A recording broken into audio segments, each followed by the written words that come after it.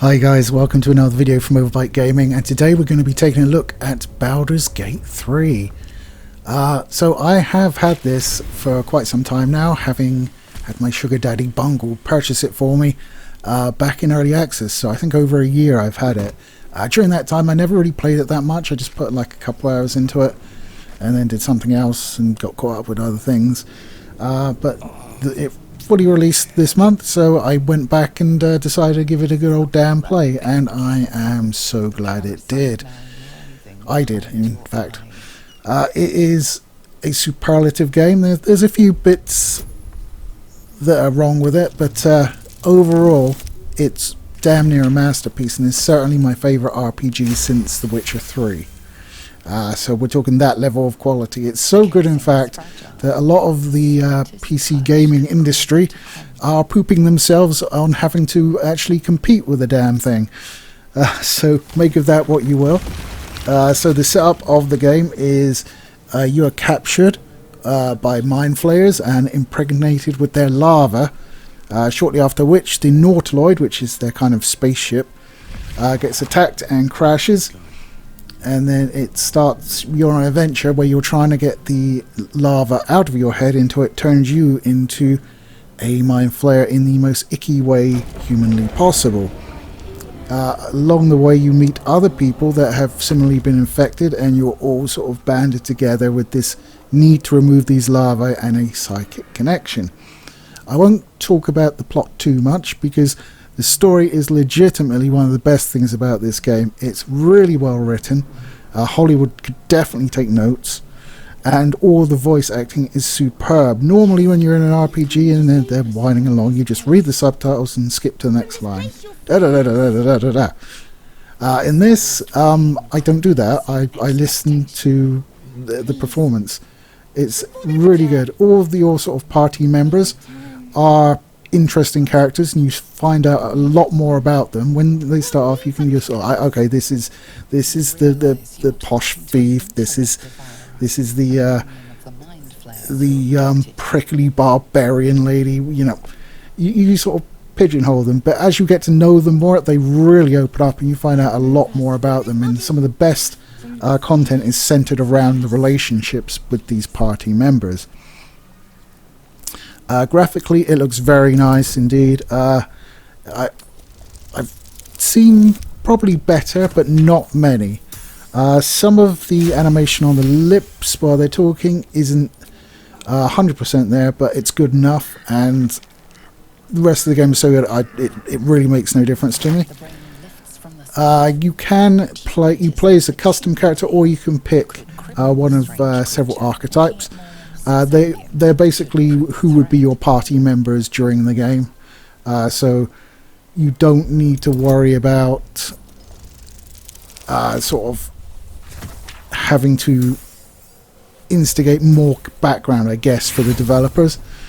Because I was thinking earlier, I was like, well, would it be good if we could like create our own custom party members rather than just having the cast of characters provided?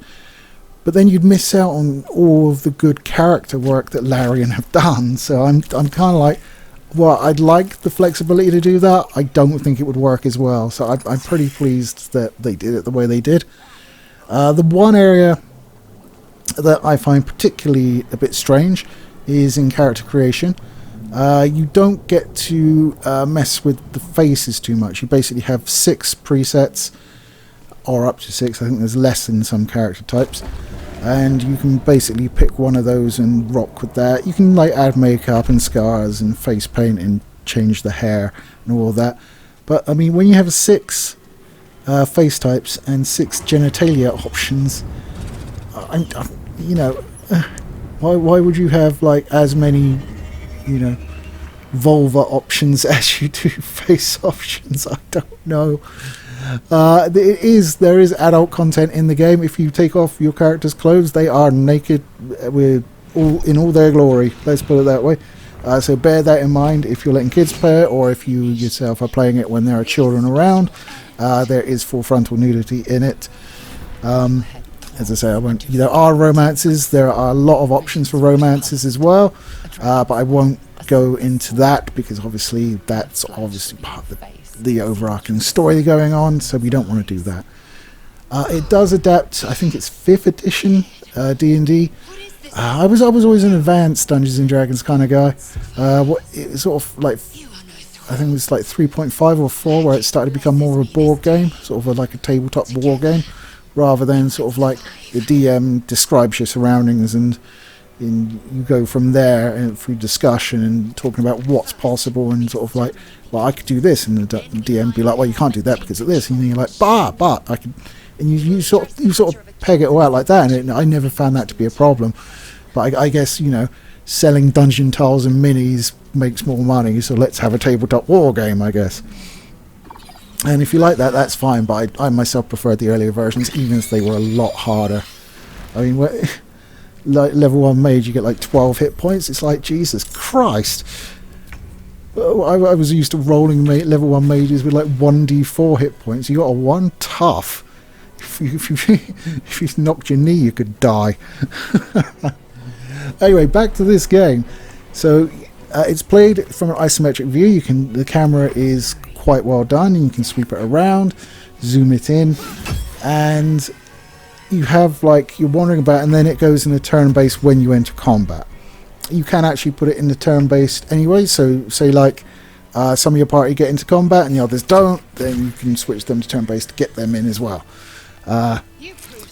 And the turn-based works really well, so you can move and take an action. You also have bonus actions that you can take, which are little things, although they can be very significant. For instance, you can move, you could then attack with your sword or cast a spell, and then you can do the bonus action, which is stuff like shoving people away or jumping. Those are considered bonus actions that you can take in a round, and then you end turn and it goes to the next guy in the initiative bar, whether it's a bad guy or whether it's one of yours. There is a lot of versatility to the combat system, probably more than I'm going to touch on here, because it's just, you can do so much with it. I mean, you can stealth it, so you can surprise them or get sneak attacks. A lot of the different spells have utility rather than just direct damage. Like, you can use grease to like grease an area of the floor and have them be unstable or flat out fall over. You know, stuff like that. It makes the combat really interesting, really tactical. It is balls hard though, and because you've got so much utility, you don't always do it in the way that you're probably supposed to do it. So, for instance, fairly early in the game, there's a goblin encampment where you need to go in and rescue someone from. Me being me, not good at stealth, and about as subtle as a sledgehammer to the face, I kind of like talked my way in and then just started murdering people, and that took ages. There was so many goblins in there, and yes, I save scum. F5 is my friend for quick saves, but it should be yours too, because it is difficult, and I'm playing on the lowest difficulty and I was getting my ass handed to me, so but I eventually did it all, got through it, killed all the goblins, killed the goblin leaders that were part of a quest, and then I'm spending probably the best part of an hour running around this goblin camp, because there's about 3 areas to it, and I'm looking for this guy I'm trying to rescue. So I'm like, okay, fine, Google, here I come. Go on to Google it. Oh, he's supposed to be here. Okay, great, go there, can't find him, nowhere to be seen. So I'm like, what the hell? So I Google it again, I find a little entry on a forum, and then it's just like, yeah, if you clear the base, he just pisses off home and you can go find him there. I'm just like, so it's like an hour of my life I won't get back. But I mean, that's like one of the nice things, that it will sort of allow you to do things slightly differently than perhaps you should, but it will sort of compensate for that, which is nice. But it would have been good to like find like an empty cell. I mean, there were bodies strewn around the place. Probably should have like gone, someone's killed all them and pissed off. That must have been the guy. But I was just like, something a bit more obvious, because I'm dense, please. The characters, as I said, are fantastic. Everyone in the game does a fantastic job with voice acting, from the littlest character to any of the major ones. You have a legitimate, really, really good story going on as well. And you think, oh wow, it's going to be like all this mind flayer getting the tadpoles out shit, but it opens up so much. It's just incredible. I'm really taken by it, and I will be going back to play more of it. Full disclosure, I have not finished it, so I know I would prefer to finish it, but I mean, I've been really busy with work lately, and it's like 100-hour game minimum probably, and I just couldn't sit on the review any longer. I'm like, if I don't get it out now, it's going to be so late, no one's going to care. It's probably late enough that probably no one cares anyway, in fairness, I suppose, but well, I have to be seen to try, don't I? I have to jump onto the hot thing. That came out differently than it did in my head. I'm sorry. So yeah, I mean, it does a fantastic job. I mean, Larian have done some good ones in the past, like with Divine Divinity. I've got the previous one, there, Divine Divinity 2. I think it was like a remastered edition or something. And you can see a lot of the DNA in this. And obviously, they built up a war chest because Divine Divinity, God, you could just have a better name than that though, was actually crowdfunded. But this wasn't. They used the war chest that they got from doing those games to go out and get themselves a D&D license. They had applied for it before but were turned down. But now they were, proved themselves to be pretty damn good with RPGs. And were successful in their application this time and were able to license it. And they've done a fantastic job. Forgotten Realms isn't necessarily my cup of tea. I was always a Dragonlance kind of guy. Or, just my own general world. I think I did Ravenloft some as well. But Forgotten Realms just was kind of like the vanilla setting for me, so I was never really that interested in it. But, that's nothing to say that it's not good. I mean, you have some classic characters like Dritz and Elminster and all that. I've read some of the books for it and played some of the Gold Box games. I am semi-familiar with it. And I have no problem going this. One of the little details I love as well is, like in Dragon Age Origins, you go to camp and you have like this camp setting, and it's always like, okay, we go to the camp, and it's like you go to the camp and there's the camp. In this, when you camp, you just set up camp where you are, and it's reflected in the camp. So I really like that. That's such a nice touch. There's also, you have different clothing sets. So you have your adventuring gear, which is like your armor and your gloves and your boots and stuff like that. And then you have casual gear, which is, just lying about it. And then also you have, underwear, which is a different set. If you want to see them naked, obviously you have to take that off. But generally speaking, you sort of camp, do whatever you need to do at the camp, and then you go to bed. And you have another little sort of time frame where you're just walking about in your casual gear, about to go to bed. Everybody's sort of like getting ready to get their heads down for the night. You can go and like initiate stuff if you want, occasionally. You know what I mean? So I really like that. The camping itself is gated in camp supplies. So the way it works is you have 2 short rests a day, which will recover some spells. I think warlocks get the entirety of their spells back from a short rest. But I haven't played a warlock, so I know I've got one in my party, but I barely use him. And will heal you of 50% of your hit points. So that's good. You get 2 of those a day, and then you have a long rest where everybody gets all their spells back, everybody fully heals, and that will cost camp supplies, which is stuff that you'll pick up around the world, like food, or there'll be specific packs for it, and it costs 40 of those to fully rest. I'm not finding any problems with sort of lack of camp supplies to rest, so it's all good in the hood there. I'm very pleased with the way it works. It's when I started out, it was like, I'm going to try and not camp as much as possible, and then I realised I had camp supplies coming out of my damn ears, so I was like, okay, I'm going to camp more. And you do want to camp more, because what camp is It's, you know, Mass Effect, when you do a mission and then you return to the Normandy and you do the rounds, as I always used to call it, which meant you went to each character and spoke to them and see if they had anything new to say and progress the relationship. It's very similar to that. That is what your camp is. It's your Normandy. I'm sure that's been said before in different terms, but yes, you know what I mean. the Mass Effect Normandy. So you definitely want to be camping fairly reasonably often. I mean, I don't abuse it, because like if you haven't progressed, if you come out of camp, walk 2 steps, and then camp again, it's not going to progress anything. So use it within reason. But I'm a bit spouty and gushy about the game because it is that damn good.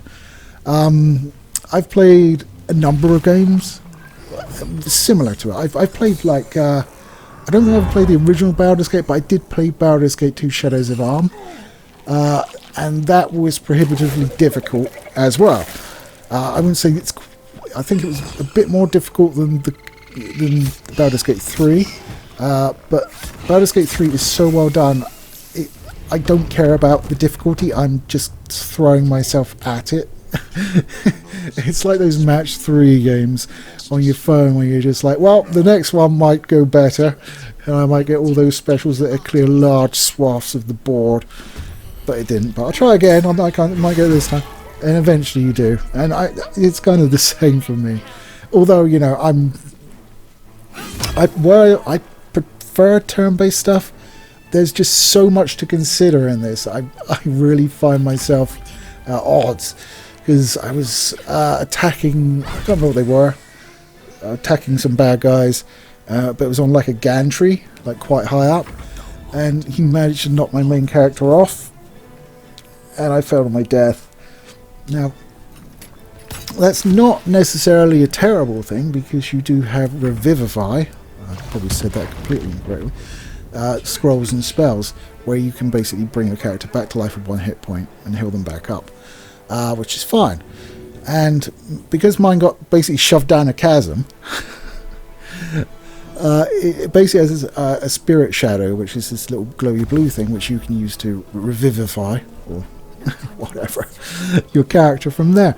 Unfortunately, it didn't want to work. Now, I've got no idea whether it was a bug or whether I was just not doing it correctly, something like that. I mean, I activated the scroll, tried to click on the spirit thing, I tried clicking the portrait at the top, nothing. I couldn't get it to work.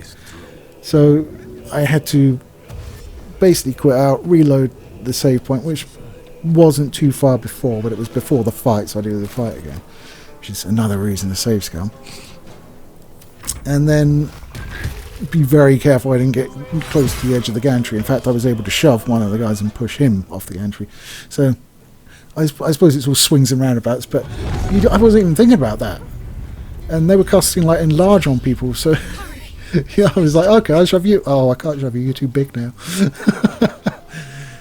So it's each fight is just, it teaches me something new, and I'm always like, oh shit, I'll have to watch out for that in future. Oh dear. I would continue gushing about it, but honestly, I just want to go and play it. It's just a great game. As I said, there's a few what I assume to be bugs. I mean, I'm not sure whether that resurrection thing was a bug or not, or whether I just didn't do it correctly. Sometimes the camera can get in the way a little bit, so you'll come round and obviously there'll be like shit in the way of it. I'd rather, I know what it's doing, it's trying to be more cinematic, so you can like peer through trees and stuff, but I'd rather it just like gets rid of everything sort of around the camera, so I can just like see. That would be nice. I mean, because the combat's turn-based, it's not a killer or anything. It's not anything I'm too concerned about, but it is there. And as I said, the character creation could be more robust. Definitely with, if not more faced archetypes, then the ability to tweak them would have been appreciated. I was still able to make a hot elf woman. Not in the footage you're seeing, because that is, as per usual, I started a new game for that. just because, I mean, especially in this case, I don't want to show you too much in terms of the plot, because I want you to play it. I want you to go through the journey and experience the surprises and just the fantastic amount of attention to detail and work that Larian have put into this. And I think it's like the highest reviewing PC game on Metacritic. So that should probably tell you a lot. Even though a lot of the critical websites are very biased, but hopefully, I mean, I can't think that, you know, Baldur's Gate just doesn't do anything but excel for me. So, yeah, interesting. So that's my review of Baldur's Gate. I guess we'll call it a review in progress, although I'm probably not going to come back and do a completion review, shall we say. Not unless, well, I get a lot of outcry for it, because I'm still, I've still got a ways to go in the game. And mind you, I do have 2 weeks off coming up, so finally. I haven't had a week off since January, so looking forward to that. But I might be spending it hibernating. We've yet to see. So I'm obviously going to be playing it a hell of a lot then, because I vastly mistimed my leave and Starfield comes out the next week. Never mind. That would have been helpful, but there you go. Once again, my pinball nature of my life reveals itself. Anyway, guys, you take it easy, and I'll catch you next time.